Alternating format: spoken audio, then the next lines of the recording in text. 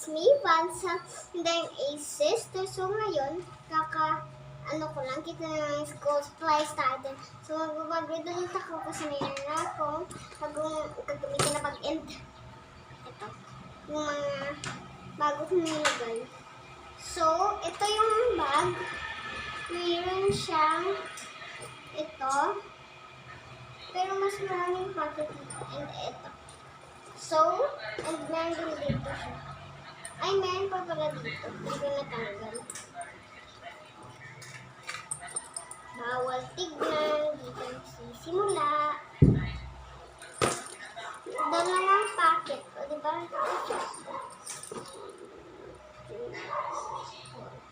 4 packets na siya.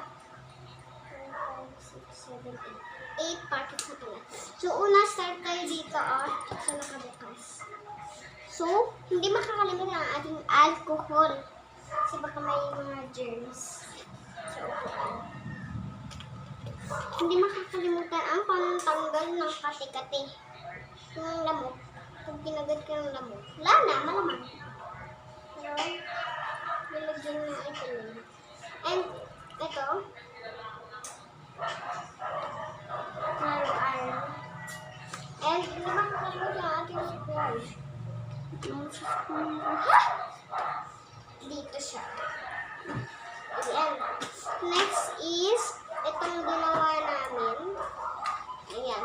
Medyo ganito lang ang boses ko kasi may sipon na. Ako. Hindi ko pa ito nagsabi kay mama. Meron tayo ditong wallet. Ito siya. May mga coins dito na marami. Kasi binawasan. Kasi wala. Nandito yung mga papel na pera. Pero meron tayo dyang picture. Tsaka meron akong 20. Di 20.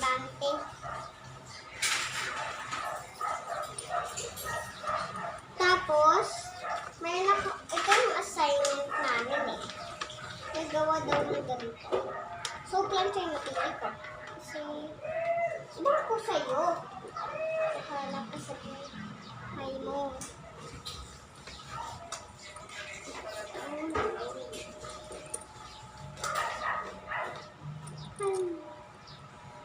Ayan, so tapos na tayo dito na packet.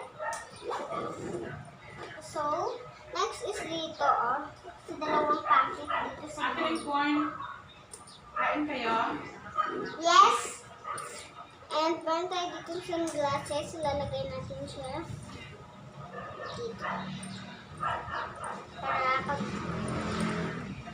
nagmumotor or something. Wala something.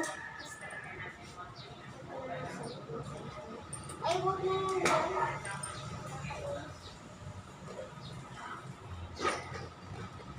Kasi ayaw na masirado. Dito na lang. So, walang packet. Diyan kasi may packet. Maliit. Ayan. Okay, magalit dito. Oh, ito na din. Dito naman tayo sa box. Bakit may jacket ka doon pala? Yes. May jacket eh. So, dinag-grade ko eh. So, meron tayo dito writing pad, grade 2.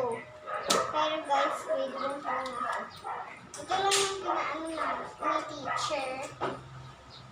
Tapos, next is itong, iwan ko dyan, laruan din naman yung glass inside. So, isa na. Meron tayo dito popsicle stick. Meron din pala dito 2 packets. Ang huwag dyan, baka may basura ko. Or my phone, mapapapap.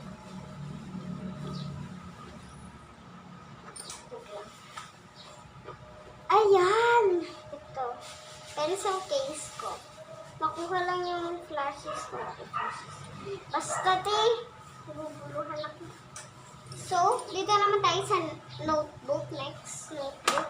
Meron tayo ditong white notebook, black notebook, brown notebook, tsaka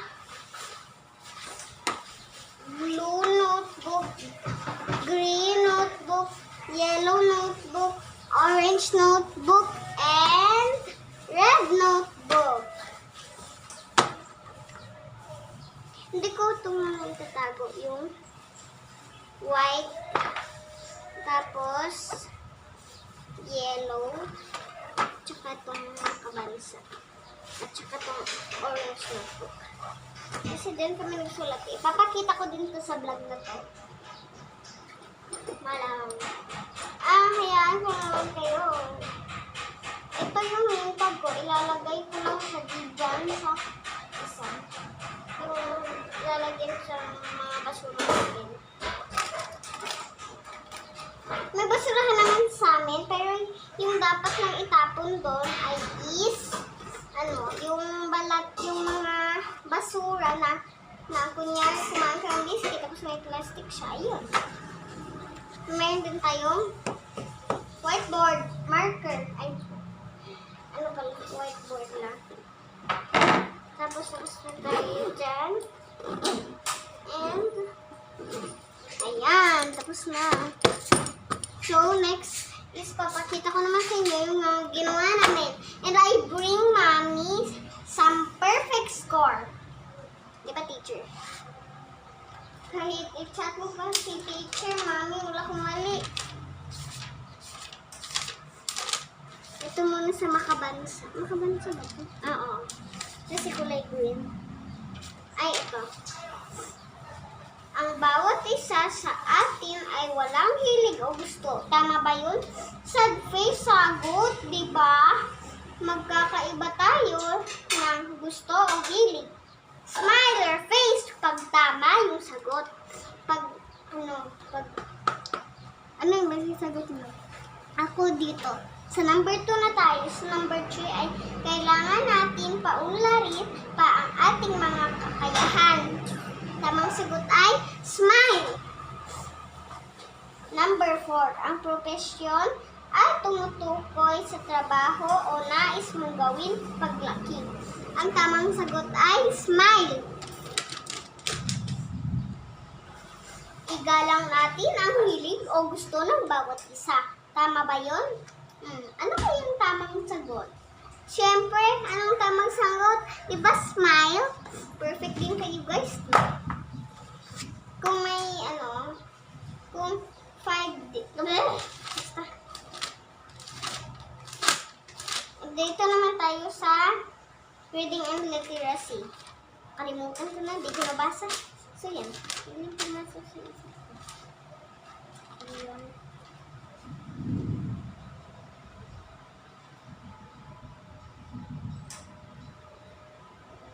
Hindi din to. Ito. Alin sa mga larawan ang nagsisimula sa titik B? Baboy or duck? Ay, ano ba yung duck sa Tagalog, mami? Duck? Yes. Anong duck sa Tagalog din?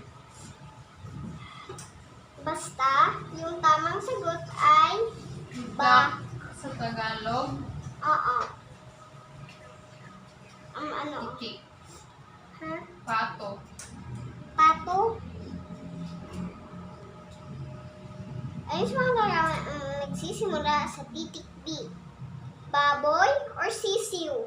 Sabi ni teacher sisiw sabi. So, ang tamang sagot ay A! Nalo kayo. Kung nalo, magsulat ng 5. Wait lang, di pa tayo tapos. Sa anong letra nagsisimula ang larawang ito? Bututugay sa A, B, B, K. Anong tamang sagot? Siyempre, A. Number 4. Alin sa mga sumusunod ang malaking letrang B? Ito ba? Number A or B? Pumili ng sagot dito sa comment section. Pero ang tamang sagot ay B. Kasi ganon. Sulatin ng B sa hangin. Sino ang nasa larawang ito? Ay, hindi pala ito. Ito pala style. Alin sa mga larawan ang ito naman. Number 5. Sino ang nasa larawang ito? Naglalaba siya. Ito, Naglalaba si nanay. So, Mami, nasa katabi lang ng number 5 yung 1 kasi hindi nag-reading, ay nagtula. Simula na yung tula. So, yan, na-late yung 1. Sabi ni teacher, pwede lang dyan sa likod. Sakas yung 4 na sumali sa tula. Hindi pala si teacher kasama doon sa tula. Kasama. Ngarong. Kasama. So, sa Number likod ka. 1.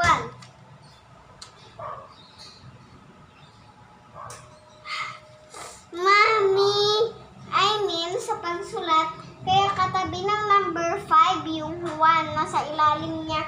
Kasi, ang tawag dun? Ano nga yun?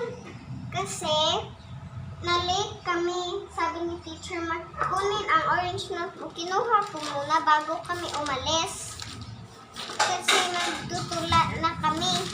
Pagsimula, notebook na kami. Yan. Number 1. Alin sa mga sumusunod na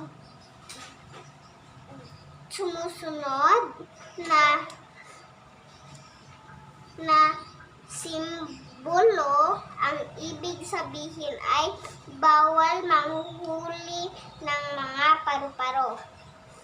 Ano ba? Ito yung bawal magtapon, yung A, B naman yung bawal manghuli ng paru-paro. Ano yung tamang sagot?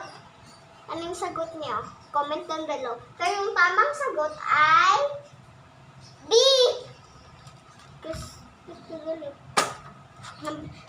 Yellow naman tayo, guys.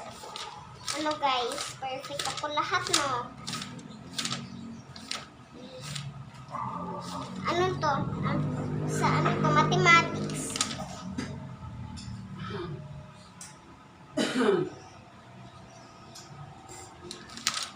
Dito. Isulat ang bilang ng...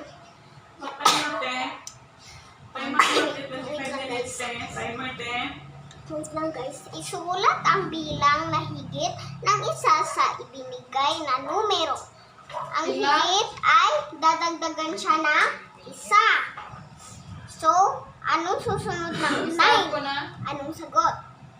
Siyempre, siya ay 10. Number 2. Dadagdagan niyo ng isa yung 14. Tulungan. 14, 15, 7, 8, 17, 18, 15, 16, dito na tayo. Isulat ang bilang na mas mababa ng isa sa ibinigay. Mababa means